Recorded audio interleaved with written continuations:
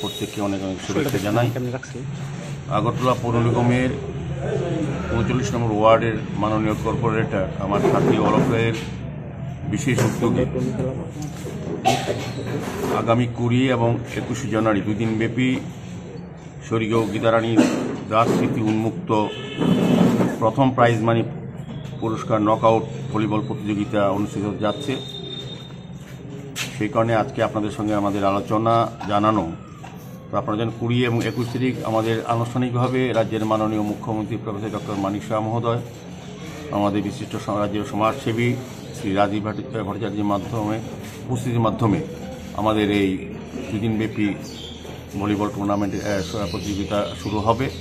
তো এখানে বলা হয়েছে যে বিশেষ করে এই প্রতিযোগিতায় নাম দেওয়ার যেমন 17 তারিখ লাস্ট ডেট দেওয়া হয়েছে। চ্যাম্পিয়ন ট্রফি ও প্রাইজ মানি হিসাবে 30,000 টাকা দেওয়া হবে, রানার্স ট্রফি ও প্রাইজ মানি হিসেবে 20,000 টাকা এবং ট্রফি দেওয়া হবে, এবং তৃতীয় স্থানাধিকারীকে ট্রফি এবং প্রাইজ মানি 5,000 টাকা দেওয়া হবে।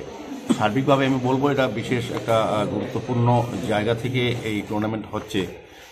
স্বর্গীয় গীতারানী দাস স্মৃতি উন্মুক্ত প্রথম প্রাইজ মানি পুরস্কার নকআউট ভলিবল প্রতিযোগিতা, যেটা আমাদের রাজ্যে আমাদের সরকার প্রতিষ্ঠা হওয়ার পর সমস্ত বিষয়ের সঙ্গে সঙ্গে ক্রীড়ার বিষয়টাকে বিশেষভাবে তুলে ধরা হচ্ছে। উদ্দেশ্য হচ্ছে যত বেশি যুব সমাজ যুবশক্তিকে খেলাধুলার মাঠে আনা যায়, নেশামুক্ত ত্রিপুরা গঠন করার যে ডাক দিয়েছে আমাদের রাজ্য সরকার, আমরা সবাই যাই আন্দোলনে যারা কাজ করছি, আমাদের পক্ষে এটা সুবিধা হবে যত বেশি সংখ্যক মানুষকে সাংস্কৃতিক এবং ক্রীড়াঙ্গনে তাদেরকে অংশগ্রহণ করা। সেই উদ্দেশ্যেই অলকবাবু প্রতিনিয়তই শুধু উনি আগরতলা শহরে এই ওয়ার্ডের ড্রেন, রাস্তা, নিকাশি ব্যবস্থা, আলোর ব্যবস্থা, সৌন্দর্যায়ন সহ উনি সামাজিক কর্তব্য হিসেবে এবং ক্রীড়া বিষয়টাকে আমরা দেখেছি অরুণ স্কুলের মাঠটা যখন উনি দায়িত্ব নিয়েছিলেন কর্পোরেট হিসেবে এই এলাকায়, বা আমি পৌরনিগম মেয়র হিসেবে আমরা অনেকভাবে সঞ্জয় ক্রীড়াবিদ আছেন, উনিও এই বিষয়টা দেখেন, যারা এখানে উপস্থিত আছেন প্রত্যেকে ক্রীড়ার সঙ্গে যুক্ত কোনো না কোনোভাবে দেখেছি। মাঠটা কত সুন্দরভাবে ডেভেলপ করা হয়েছে। মানে আলটিমেটলি অরুণনগর এলাকার এই ওয়ার্ডে এবং আগরতলা পৌর নিগম আমরা চাইছি